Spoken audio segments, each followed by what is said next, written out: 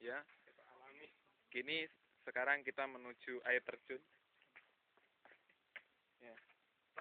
Nah, di sini ada Puji. Nah, lihat. Di situ dia sedang berfoto-foto. Nah, ini kawan saya, Riwahyu Habibie, sebagai fotografer. Dan saya sendiri sebagai nggak tahu. Nah, lihat. Itu ada orang yang narsis.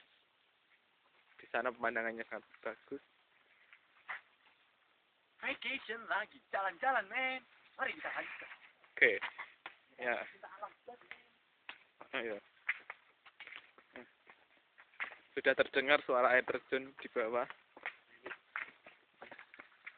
Kini waktunya kita untuk menuju tempat tersebut.